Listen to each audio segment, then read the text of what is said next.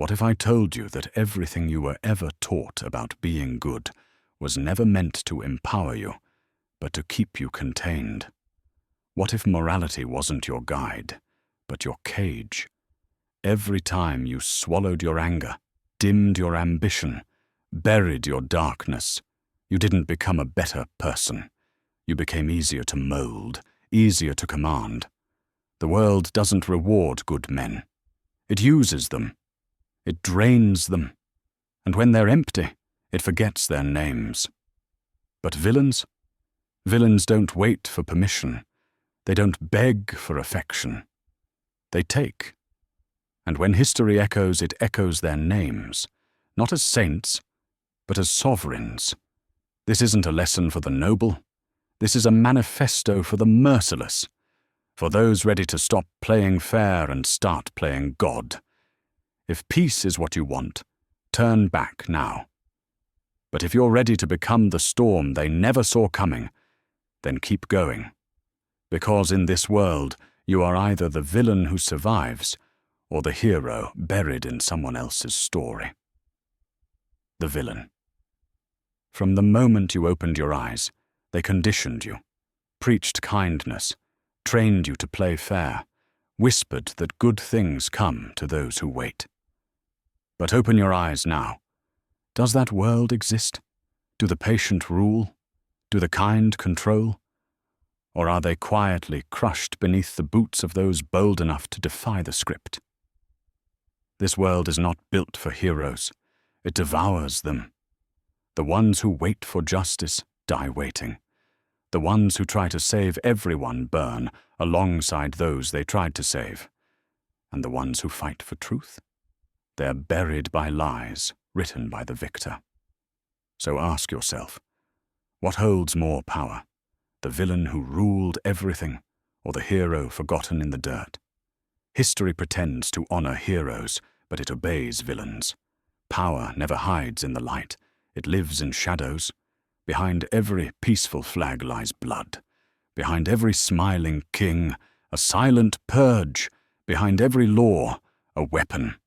And still, they taught you to be noble, harmless, predictable. They trained you to seek permission, while others simply took what you were waiting for. This wasn't an accident. They don't want lions. They want obedient dogs, fed, peaceful, controlled. But something inside you has begun to stir. A voice you buried long ago. A fire that doesn't warm. It burns. It whispers you weren't born to serve. You were born to seize. You see the truth now.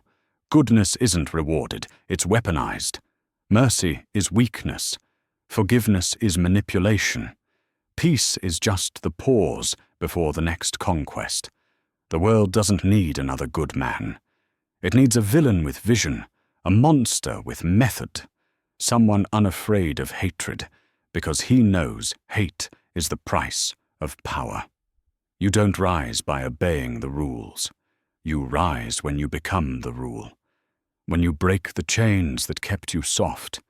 When love stops mattering. When applause stops controlling you. That's where your story begins. Not as the savior, but as the storm. They'll call you evil. Let them. They'll call you cruel. Good. They'll fear your name, but they'll never forget it. And that is power. This is where the light dies and the shadow awakens. From now on, you don't exist to be understood. You exist to dominate. Not loved, obeyed. Heroes die nameless in the dirt. Villains write the laws that bury them. So decide, do you want to suffer quietly for the world or conquer it? Be feared.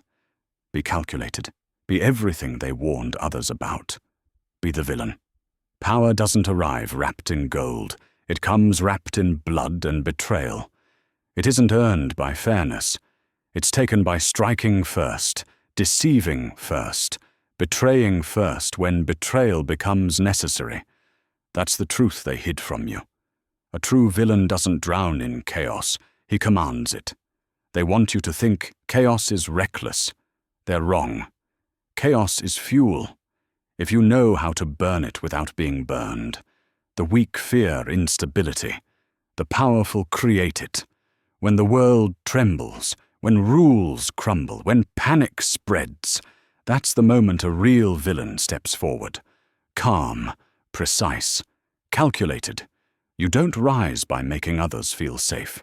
You rise by making them uncertain about everything except your control. Watch them scramble when their expectations collapse. Watch them cling to the loudest voice, the firmest hand, the one who seems like he always knew this moment was coming. That's you.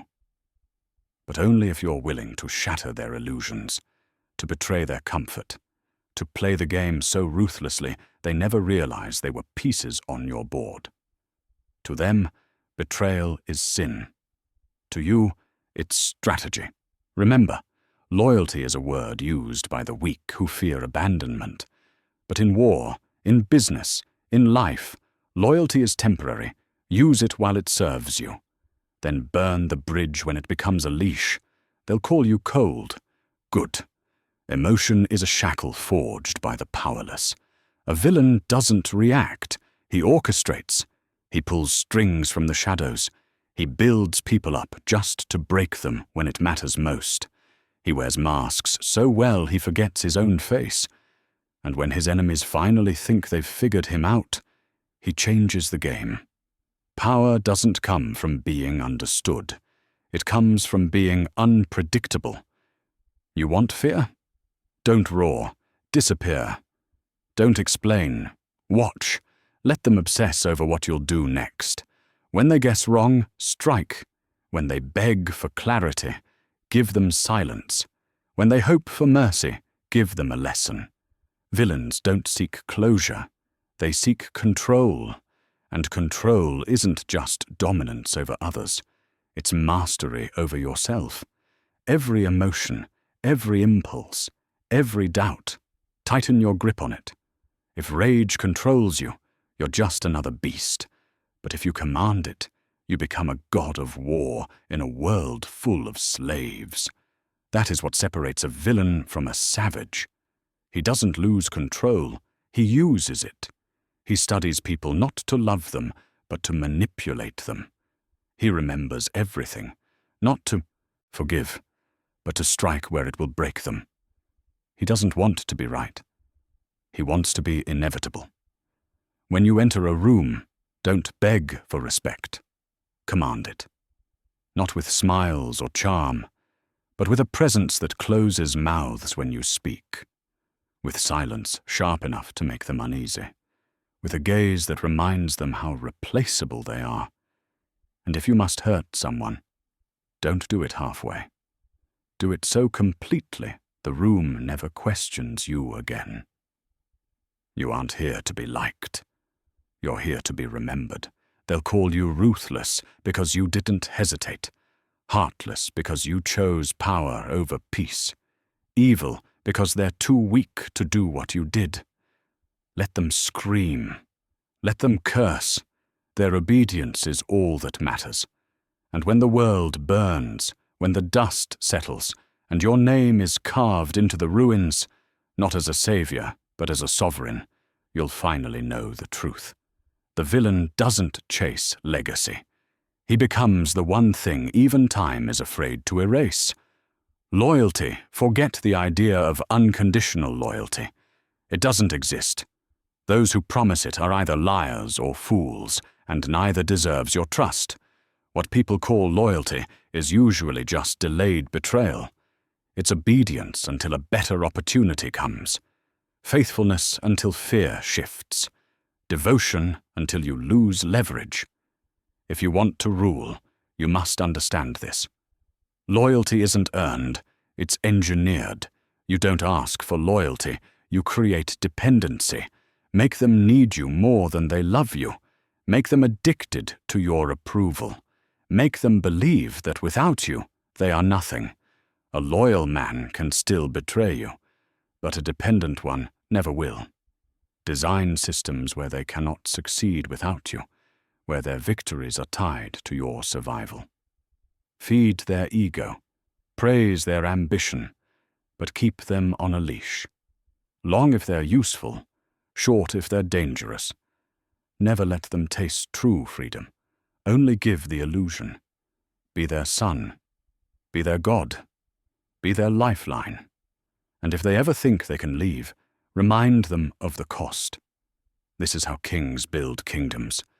Not through love, but through leverage, quiet control, and webs that appear as opportunity, but bind like shackles.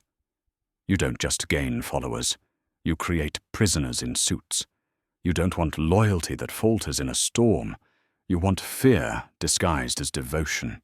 If they obey out of admiration, they'll stop when admiration fades. But if they obey out of fear of losing you, they'll serve you even when they hate you. Play the game with precision.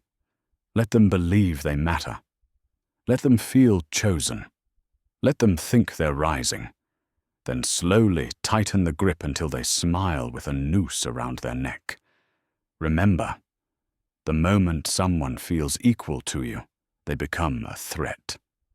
The moment they feel secure, they stop fearing you. That is when you inject chaos, doubt, competition, or silence a new favorite. Show them your favor is fragile. Force them to earn your attention, your trust, your protection. Not for control's sake, but because control is survival. You are not here to be loved. You exist to be the reason they sleep with one eye open. Let your silence punish. Let your praise be rare. Let your disappointment sting like exile. Keep them walking on glass, grateful for every step you allow. When people fear losing your presence more than your wrath, you own them. This is not cruelty. This is governance. Those who call it manipulation wish they had your discipline, your spine. They call you heartless because they don't understand that ruling requires surgical detachment. Detach always. Do not let sentiment blind you. Do not mistake usefulness for trust. The man who serves you best today may plot your fall tomorrow. Reward him, but never forget. Everyone is loyal until they are not. And when betrayal comes, do not be surprised. Be ready. Make an example of them, publicly, quietly, brutally, whatever the moment demands. Never let it pass. Your throne is not built of wood. It is built of fear, strategy, and the corpses of traitors. In the end, empires are not built by collecting love. They are built by embracing one truth. Loyalty is a leash, and the tightest one always wins. Fear. If they hate you, it means you're doing something right. In a world obsessed with likability, you must become the one who doesn't need it. Because admiration is soft. It shifts with moods, bends under pressure, and disappears when convenience calls. But fear is steady. Fear is loyal. Empires are not built by being adored. They're built by being unshakable, unreachable, untouchable. Admiration feeds egos. Fear feeds obedience. Those who admire you will smile to your face and scheme in your absence. But those who fear you will stay in line, even if they fantasize about your downfall, because the risk is too great, the price too heavy, the consequences too irreversible. Understand this. You are not here to make the world like you. You are here to make the world bend around you. Niceness never built a legacy. Niceness built martyrs, dead ones. So before you soften, before you slip into seeking validation, ask yourself, do you want applause or authority? Cheers or control? The villain doesn't need applause. He doesn't need affection. He needs dominance, the kind that turns silence into obedience and hatred into fear. So let them hate. Let them whisper. Let them call you every name in their limited vocabulary. Let history call you tyrant, monster, demon, so long as it also calls you king. Because history doesn't remember intentions, only results. Do you think Caesar cared when they called him a butcher? Did Machiavelli cry when they labelled his words poison? Did Alexander conquer nations to be liked? No. They wanted power, and they took it. And if blood was the price, they paid it without hesitation. That is what it means to be feared. Not to be loud, not to be violent, but to live in people's minds as a calculated threat. Someone who rarely raises his voice, yet commands silence. Someone who never begs, but always gets what he wants. Someone who doesn't need to be liked, because his power is undeniable. And here's the truth no one wants to admit. Being feared gives you freedom. When people love you, they burden you with expectations. They feel entitled to your energy, your time, your peace. But when they fear you, they move aside. You want speed? Be feared. You want to build without sabotage? Be feared. You want to rule quietly? Be feared. Because the world doesn't attack the strongest man, it attacks the most accessible one. So be cold, be distant. Let them guess your thoughts. Let their imaginations paint you darker than you are. Let them fear consequences that don't even exist. Their fear becomes your invisible army. While they waste time explaining themselves, defending themselves, apologizing for existing, you stay above it all. Not because you're heartless, but because you're focused. Because power demands distance, and the villain thrives in that distance. He rules from shadows, not stages. He builds in silence and strikes with precision. But do not confuse quiet with weakness. When the moment comes, when someone finally dares to test you, respond with overwhelming force. Don't argue. Destroy, not just the opponent, but the concept of rebellion itself. Punish one man. Send a message to 10,000. That is how fear becomes a weapon. Not through tantrums, but through strategic brutality. Do it once, and no one will try again. Let them call you cruel. Let them say you've gone too far. While they talk, you rule. And while you rule, they follow. Not out of love, but because they know the cost of disobedience. Won't this make me alone? Yes. But solitude is power. Solitude is clarity. Solitude is the reward for those who no longer need to be understood. Play the villain correctly, and you won't need to shout. Your silence will do the work. Your presence will tighten the air. Your decisions will echo long after you speak them. And when your enemies mention your name, they won't smile. They'll lower their voices. They'll look over their shoulders. Because even in hatred, even in rage, they will still respect your shadow. That is victory. That is legacy. And that is what it means to be the villain. Legacy who ruled while others begged to be loved. What's the point of any of it? Power, control, respect? No, those are tools, weapons, armor, means, not ends. The true endgame, the only thing that matters, is legacy. Not the soft kind written in flowery books and carved on memorial plaques. No, the kind etched into stone with blood and silence. The kind that echoes through generations, not as inspiration, but as warning. You don't want to be remembered as good. You want to be remembered as inevitable. A presence, a shadow, a name that makes people pause before they say it. Makes them choose their words with precision, lower their voices like they're speaking of something sacred or something cursed. Because that is what the villain leaves behind. Not a story, but a standard. Not a lesson, but a law. The hero wants approval. He checks the wind before he speaks. He waits for applause before he moves. The villain doesn't. The villain acts. He carries truth, not comfort. He makes the choices no one else has the spine to make. He breaks the weak so the future can stand. And for that, they will hate him, curse him, swear they'll never forgive him. But when the smoke clears, when the enemies are gone and the world is rebuilt, they'll finally understand.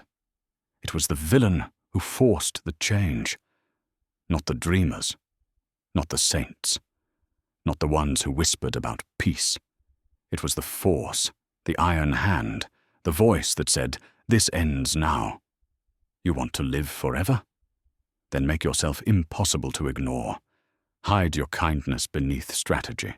Smile only when it opens doors. Never loosen your grip. Build systems that run even after your bones turn to dust. Silence rivals before they speak. And when you strike, don't just win. Erase. Make rebellion cost more than anyone is willing to pay. Your rise should be a legend. Your rule, a doctrine. And your fall, if it ever comes, should feel like the end of an age.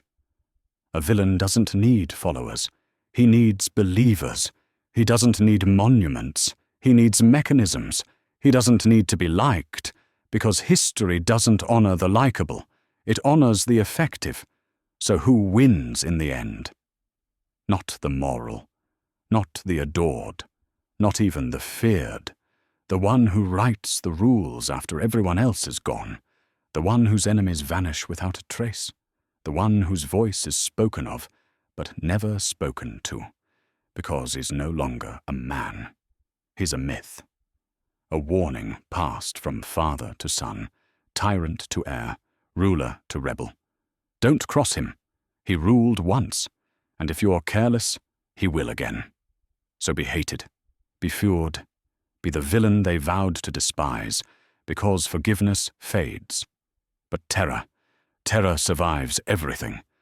And when your story is dust and your name turns cold, make sure one thing still breathes: the fear.